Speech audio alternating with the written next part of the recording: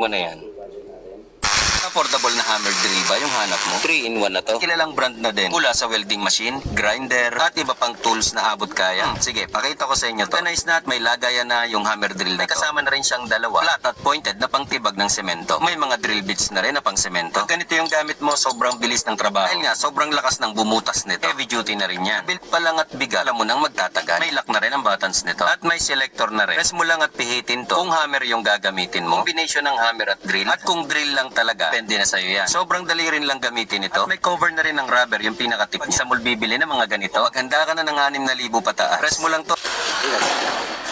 Ito yung mga switch button niya. Oh, grabe, lakas niya, oh.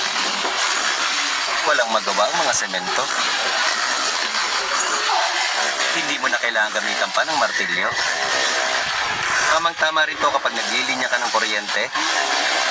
Hindi mo na kailangan gumamit ng pait at martilyo na nakakangalay. So seconds pa lang talaga bumabaw na, nadudurog na yung kailangan mong gibahin.